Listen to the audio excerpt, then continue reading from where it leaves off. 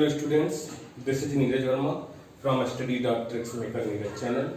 तो आइए आज हम लोग क्लास 12th मैथ्स में चैप्टर 1 जो है रिलेशन एंड फंक्शंस, संबंध एवं फलन, इसके बारे में कुछ जानने का प्रयास करते हैं, ये सीखते हैं।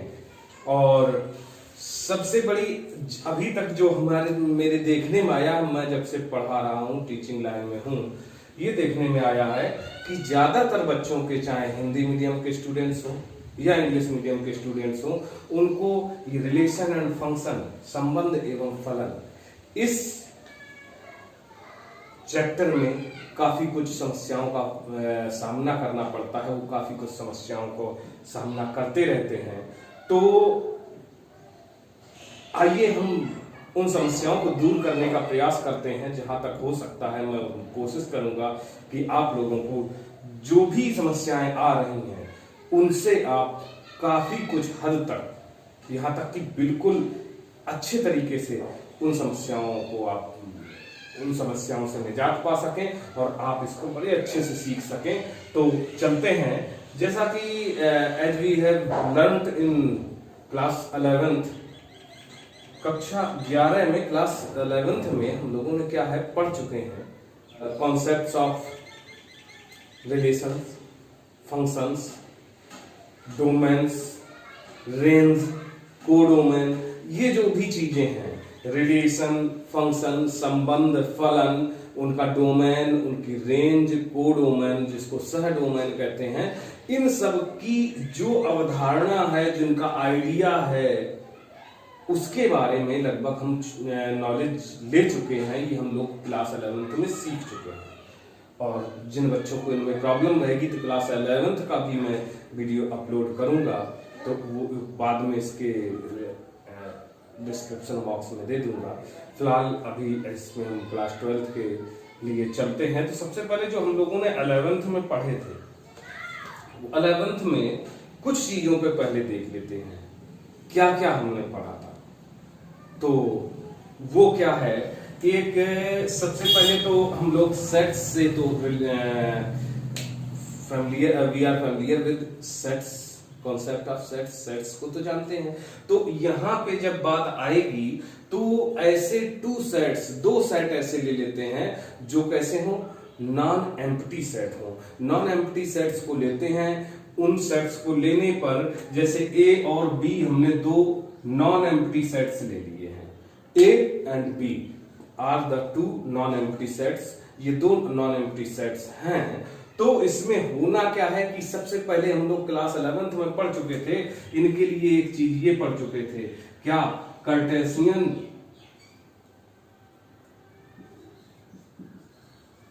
प्रोडक्ट, कार्टेशियन प्रोडक्ट पढ़ चुके थे। और कार्टेशियन प्रोडक्ट जो पढ़े थे, हिंदी में कहें तो इसको कह सकते हैं कार्तीय गुणनफल। कार्तीय गुणन हम लोग पढ़े हुए थे, कार्तीय गुणनफल पढ़े हुए थे। तो वो क्या होता था कि Cartesian product is a set of ordered pair from A to B. जो कार्तीय गुणन होता है वो क्या होता है, एक क्रमित युग्म होता है, ए से बी में क्रमित युग्म होता है। तो उसको हम डिनोट कैसे करते थे, ए क्रॉस बी। और ए क्रॉस बी जब हम इसमें लिखेंगे तो किस तरीके से डिनोट कर लेते थे, A comma B such that A belongs to A and B belongs to B. तो जब ए से बी में हमारा होता था, जो कार्टेशियन प्रोडक्ट होता था, वो क्या होता था कि फर्स्ट एलिमेंट ए से लिया जाता था और सेकेंड एलिमेंट बी से लिया जाता था। और ये जो यहां पर ये लिखा जाता था ए कॉमा बी, तो it is called ordered pair. इसको क्या कहते थे, ऑर्डर्ड पेयर। इसको बोलते थे क्रमित युग्म। तो ये सारा कुछ चलता था। तो इन्हीं पर बेस्ड अब जब हम आगे क्लास 12th में चलना चाह रहे हैं तो इसी से थोड़ा आगे और बढ़ते हैं। ये हमारी बेसिक नॉलेज है। अगर देखना चाहें एक एग्जांपल भी देख लें कि अगर हम ऑर्डर्ड पेयर का कोई एग्जांपल करना चाहें या कहें ये कार्टेशियन प्रोडक्ट चाहे जो हमारा कार्तीय गुणनफल है उसकी बात करें तो if it is given that A is a non empty set, then A को हम कुछ भी लिख लें, ए कॉमा बी, ये राइट कर लेते हैं। ए को एंड बी इक्वल कर लिया, 1 2 3 कर लिया।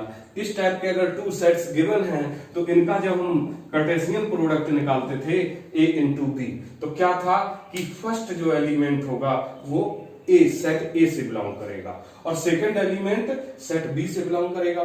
तो लिखना चाहे तो हम क्या राइट करेंगे, देखिए फर्स्ट एलिमेंट ए का हुआ ए कॉमा बी का फर्स्ट एलिमेंट 1 और सारे आएंगे ए comma 2 A comma 3।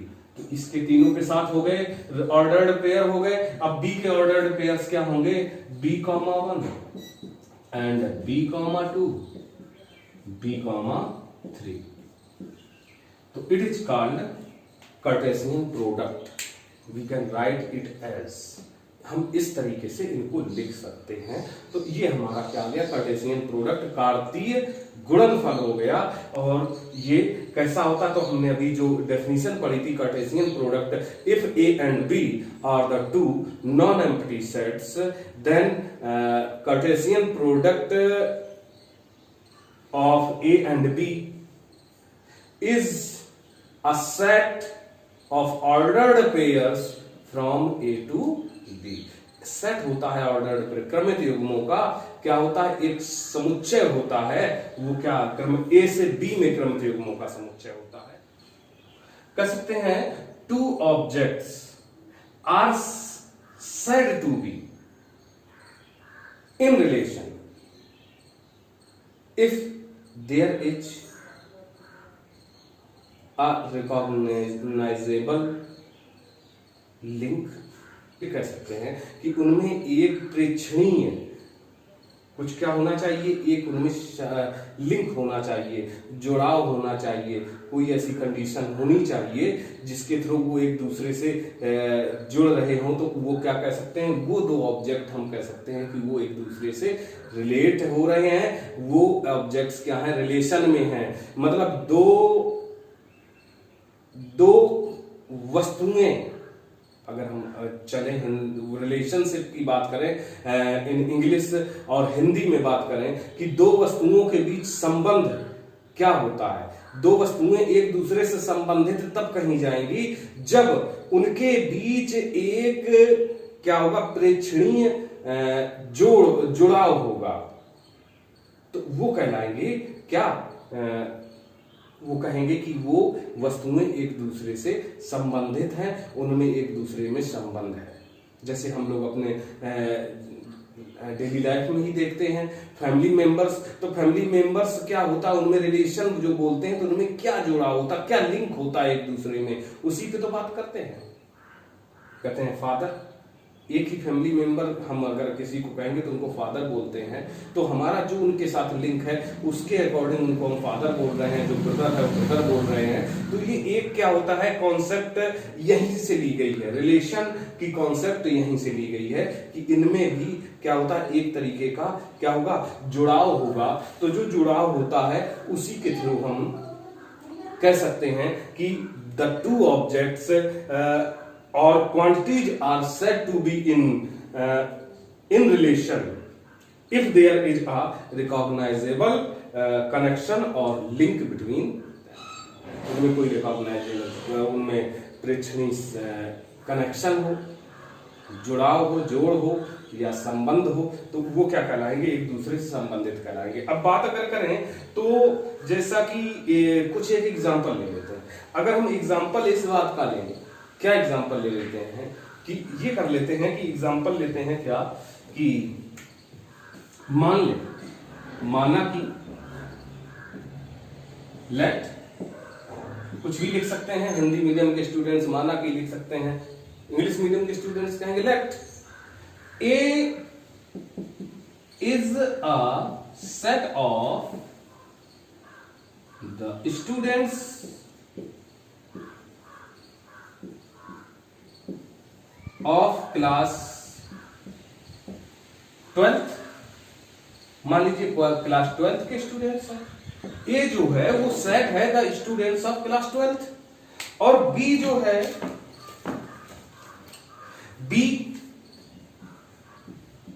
B is a set of the students of class 11th। ये दो सेट्स हैं, हमने ये दो सेट लिए। ए क्या है, वो सेट ले लिया जिसमें स्टूडेंट्स हैं क्लास 12th के स्टूडेंट हैं, और बी ऐसा सेट ले लिया जो क्या है, ये सेट उनका है जो क्या है, स्टूडेंट्स हैं क्लास 11th के इन अ सेम कॉलेज कह सकते हैं। तो अगर सेम कॉलेज में हैं तो क्या हो सकता है, क्या ये स्टूडेंट्स इनमें कुछ ऐसे होंगे जो एक दूसरे से रिलेट करते होंगे किसी ना किसी तरीके से। तो क्या हो सकता है, यहाँ रिलेशन में भी क्या हो सकते हैं, there may be some relations between A and B. Relationship कैसा, जैसे एक हम दे सकते हैं कि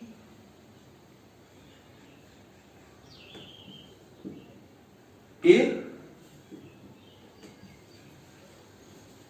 and B are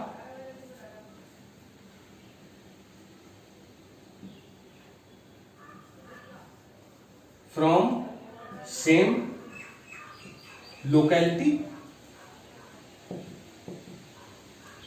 where A belongs to capital A and B belongs to set B।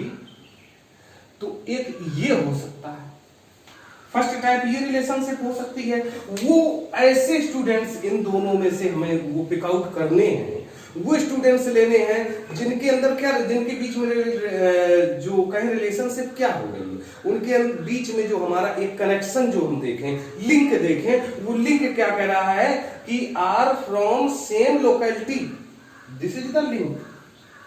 तो इस लिंक के थ्रू, इस कनेक्शन के थ्रू कुछ सेट्स में कुछ यहां पर ऑर्डर्ड पेयर्स आ जाएंगे। अगर हम देखें अपने ही विद्यालय के बच्चों में, आप देख लीजिए अपने ही विद्यालय में जो आपके क्लासेस हैं 11th और 12th में हैं, तो उनमें देखेंगे तो सेम लोकेलिटी के मिल जाएंगे। कोई इस विद्यालय से नॉर्थ साइड की लोकेलिटी जो है वहां के रहने वाले बच्चे होंगे, वहां से बिलोंग कर रहे होंगे, वो मिल सकते हैं। जो साउथ में है वो मिल सकते हैं। तो क्या होगा कि ऐसे लोकेलिटी, तो ये भी एक रिलेशनशिप हो जाएगी। और भी दूसरी देख सकते हैं, क्या कह सकते हैं कि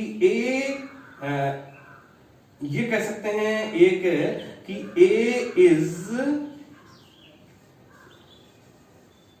older than B, where A belongs to A and B belongs to set B। ये भी हो सकता है कि A is older than B, तो इस कैटेगरी के भी बच्चे वहां से देख के उनमें भी रिलेशनशिप के एक लिंक ये भी दी जा सकती थी। कनेक्शन क्या बता रहा, ओल्डर देन, ये भी हो सकता है। और भी कुछ हो सकते हैं, क्या, the difference between the Heights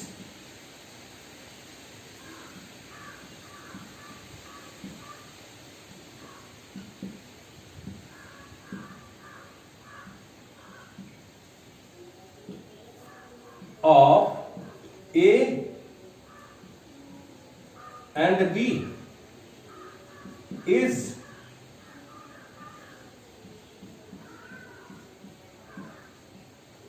less than 3 metre.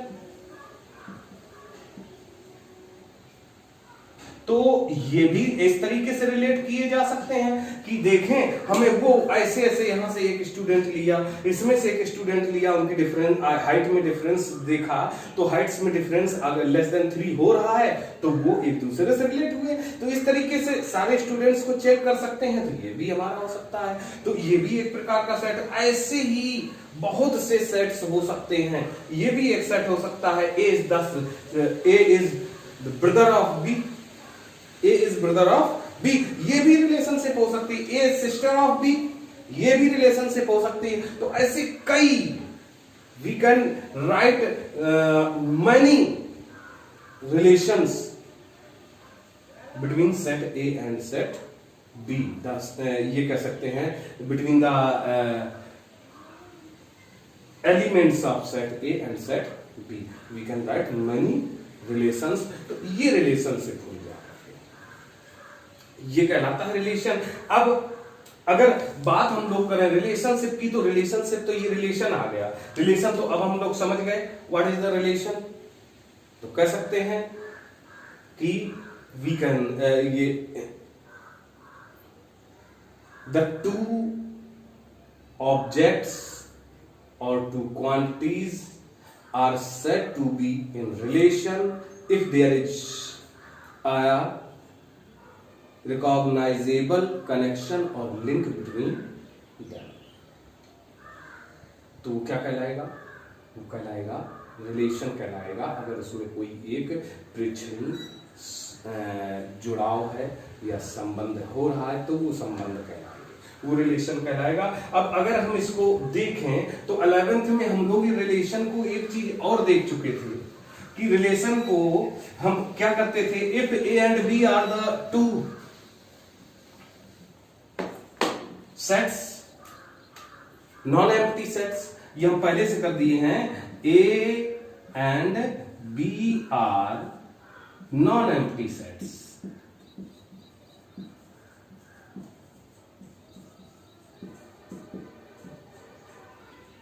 and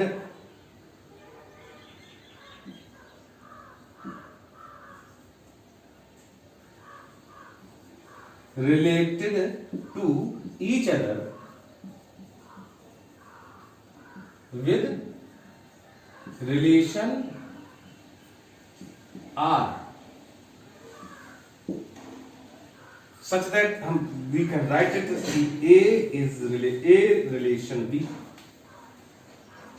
ये हम इसका नोटेशन कह सकते हैं ए रिलेशन बी, मतलब एक और यहां इस तरीके से कहते हैं कि if A comma B belongs to R where A belongs to set A and B belongs to set B, तो we can write it as A B.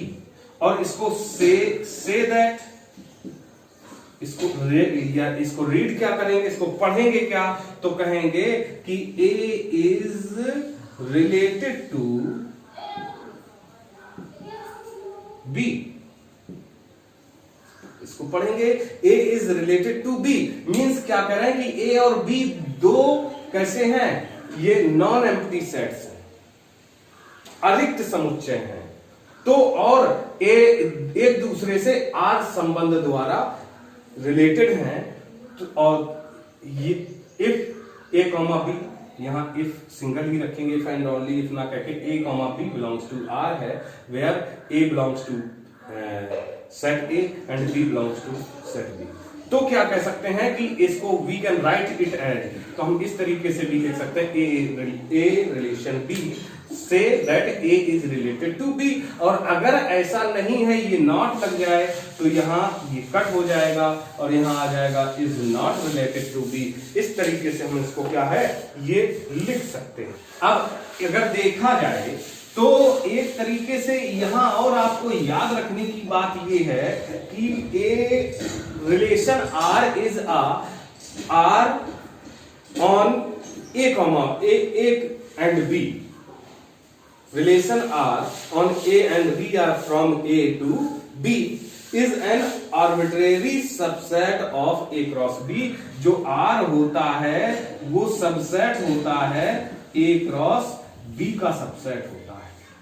ये भी याद रखना कि A क्रॉस B का, as we know अभी हमने बात की कि रिलेशन जो होता है R is subset of A cross B। तो ये हम जानते हैं as we know that phi is also the subset of A cross B. Phi ही तो सबसेट होता है ए क्रॉस बी का। तो इट मींस क्या हो गया, जब फाइव रिलेशन से हो रहा हो तो the relation in which there is no ordered pair, those are called the relations, या कहें the relation in which no there is no ordered pair, that relation is called empty relation. और इसका example देखें तो आप और अच्छे से समझ जाएंगे कि अगर हम जो शुरुआत में ही लिए थे, जो हमने एक एग्जांपल लिया हुआ था कि ए क्या था, ए में थे ये set of students of class 12th, ये क्या था 12th के क्लास का था, और बी था set of students of class 11th, यही तो हम एग्जांपल लिए हुए थे। अब इसमें अगर बात करें तो एम्प्टी रिलेशनशिप की बात करें तो एक रिलेशन, कोई एक एम्प्टी रिलेशन लिखना चाहे तो क्या लिख लें कि ये कह सकते हैं difference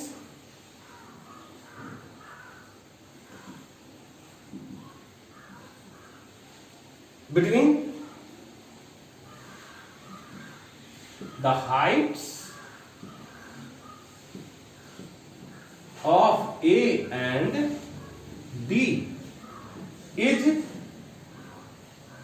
more than 3 meters.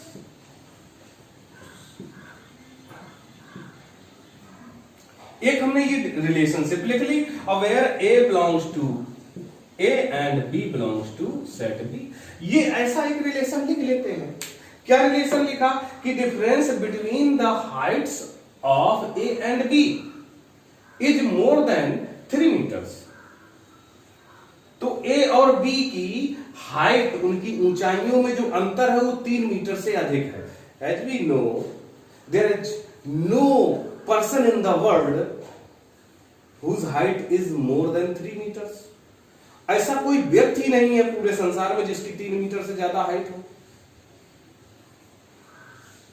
2.5 metre से भी अधिक हाइट नहीं मिल रही है, तो उनका जो डिफरेंस होगा उनकी हाइट्स का, वो 3 मीटर से ग्रेटर कैसे हो जाएगा? नहीं हो सकता है। इट मींस ये कैसा है, इम्पॉसिबल है ये रिलेशनशिप। क्या ये मतलब ऐसा इम्पॉसिबल है? तो रिलेशनशिप में कोई भी इसमें से स्टूडेंट नहीं आएगा। It means there is no ordered pair in the relation, this relation, so it is an empty relation. और भी एक आध एग्जांपल देख लेते हैं।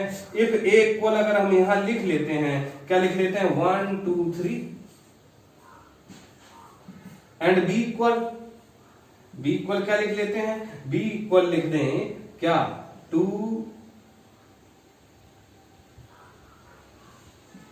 4 6, ये लिख लिया। और हमने रिलेशन क्या दिया, ए से बी में जो रिलेशन दिया are such that A to B जो हो रहा है, तो वो ये हो रहा है कि A comma B such that A belongs to A and B belongs to B. और इसमें एक और ये चीज है कि B इक्वल 4A, ये हमने एक लिख लिया। ये एग्जांपल देख लेते हैं। सेकंड टाइप का एग्जांपल है, ये सेकंड है हमारा एग्जांपल सेकंड। तो इसकी बात करें तो इसमें देख रहे हैं कि A इक्वल सेट A है, A 1 2 3 नॉन एम्प्टी सेट है, B है 2 4 6 है, ये नॉन एम्प्टी सेट है। बट इनमें रिलेशन जो दिखाया गया है A comma B such that A belongs to A and B belongs to B, B equal 4A। जो कंडीशन है, जो हमारा कनेक्शन है, जो हम लोगों ने उधर पीछे बात की थी कि there must be recognisable connection और लिंक बिटवीन देम, तो वो लिंक ये होनी चाहिए। लिंक ये बता रहे हैं कि ऐसी लिंक है कि B इक्वल 4A। तो हम जो B से जो भी उठाएंगे, ओ सॉरी, एक इसमें चेंज कर लेते हैं, थोड़ा सा कंफ्यूजन है, अभी ये नहीं हो पाता है एम्प्टी, ये देख लेते हैं। तो अब देखेंगे तो जब यहां से कोई भी उठाएंगे तो वो B जो हो, B से वो A का 4 टाइम्स होना चाहिए इसके एलिमेंट्स। तो 2 इसमें से किसी का 4 टाइम्स है? नहीं है। 5 इसमें से किसी का 4 टाइम्स है? नहीं है। 6 देखते हैं किसी का 4 टाइम्स है, नहीं है। It means there is no ordered pair in this relation, so it is an empty relation. इससे ये पता चल रहा है कि इस रिलेशन में कोई भी क्रमित युग्म नहीं है, तो क्या हुआ, रिक्त होगा। तो रिलेशन जो आएगा वो हम यहां लिखना चाहें तो आर इक्वल क्या आ जाएगा, आर इक्वल लिखना चाहें तो क्या लिखेंगे, एम्प्टी। तो आर इक्वल क्या हो गया, 5 हो गया। तो ये हमारा क्या आ गया, ये एम्प्टी रिलेशन हो गया। यूनिवर्सल रिलेशन, यूनिवर्सल रिलेशन का मतलब हो गया सार्वत्रिक संबंध, सार्वत्रिक संबंध। तो ये क्या होगा, तो यहां पे देखा जाए तो ये आएगा कि इसमें हमेशा जो रिलेशन होगा वो R इज, जैसा कि हम पढ़ चुके थे, R is subset of A cross B, ये हम पढ़े हुए थे। तो सार्वत्रिक का मतलब टोटल पूरा होगा, तो मतलब A cross B is, we know that A cross B is also subset of A cross B, होता है। A क्रॉस B इसका भी तो सबसेट होता है, तो इसका मतलब कंप्लीटली जब सबसेट होगा तो वो क्या कहलाएगा, ये कहलाएगा हमारा कौन सा रिलेशन, यूनिवर्सल रिलेशन कहलाएगा। रिलेशनशिप कैसे, कुछ एग्जांपल्स देख लेते हैं। तो एग्जांपल्स में देखें तो एग्जांपल में एक ले लेते हैं जो हमने शुरुआत में ही लेके चले थे, जो एक एग्जांपल कि ए क्या था, A is the set of the students of class 12th and B is the set of the students of class 11th। ये हम पढ़े हुए, तो इनमें एक रिलेशन पढ़ लेते हैं। इसमें एक रिलेशन वही जो हमने एक रिलेशन लिखा हुआ था कि क्या लिखा था कि डिफरेंस बिटवीन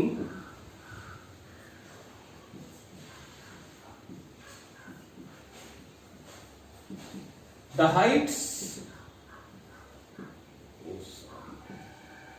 heights of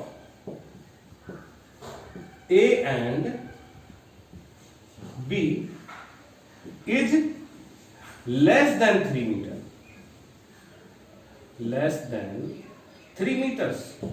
तो ये अगर देखते हैं तो इसमें क्या होगा कि लेस देन 3 मीटर, सभी पर्सन्स की हाइट पर डिफरेंस लेस देन 3 मीटर्स होगी। इट मींस जितने भी इसके स्टूडेंट्स, इसमें जो एलिमेंट्स होंगे, जितने भी यहाँ स्टूडेंट्स होंगे वो सारे इससे रिलेट करेंगे। तो आज स्टूडेंट्स जब रिलेट कर रहे हैं तो ये क्या कहलाएगा, ये कहलाएगा आपका यूनिवर्सल रिलेशनशिप। एक एग्जांपल और ले लेते हैं, ये फर्स्ट टाइप का एग्जांपल था। अगर हम सेकेंड टाइप में एक एग्जांपल और ले लेते हैं, जैसे हमने वही लिखा था, क्या लिखा था, A इक्वल क्या लिखा था 1 2 3 एंड B इक्वल क्या लिखे थे 2 5 4 या 6। तो यहां रिलेशन दिखाएं तो R इक्वल इस तरीके से दिखा सकते हैं, A comma B belongs to R, ये कर सकते नहीं, बिलोंग्स टू नहीं, A कॉमा B, R तो यहां लिखा हुआ है A comma B such that A belongs to A and B belongs to B, and एक और चीज दिया गया, mod A minus B is greater equal 0। अब इस रिलेशनशिप को देख लेते हैं। तो इसको देखें तो क्या होगा, 1 का 2 के साथ रिलेशनशिप देगा, 1 का 2 के साथ करेंगे तो हमें करना है A माइनस B, 1 माइनस 2 करते हैं तो क्या आएगा -1 आएगा, बट उसका मॉड पूछा गया तो वो प्लस हो जाएगा 1 और वो 0 से ग्रेटर है। तो ग्रेटर देन 0 मींस ये लिंक क्लियर हो रही, तो ये आ जाएगा। 2 का 1 का 5 के साथ देखेंगे, 1 का 6 के साथ देखेंगे, सब में क्योंकि मॉड लगा हुआ है तो डिफरेंस पॉजिटिव हो या नेगेटिव हो, वैल्यू हमेशा पॉजिटिव आएगी, और जब वैल्यू हमेशा पॉजिटिव आएगी तो ग्रेटर और इक्वल टू 0 होगा। तो it means this is a universal relationship. तो ये यूनिवर्सल रिलेशनशिप होता है, ये इनको स्टडी करते रहिए, बुक से अपने जो भी दिया गया है उसको स्टडी जरूर करें और स्टडी करते रहें, और उसकी लैंग्वेजेस को है जो भाषा में जो दिया गया इंट्रोडक्शन दी गई है उसको जरूर पढ़ें और बने रहें हमारे साथ। और हम आपकी वादा करते हैं कि हम आपकी इस समस्या को दूर करने का भरपूर प्रयास करेंगे, और नेक्स्ट वीडियो लेक्चर में फिर से आपके साथ रिलेशंस को लेकर के हाजिर होंगे। तब तक के लिए बाय।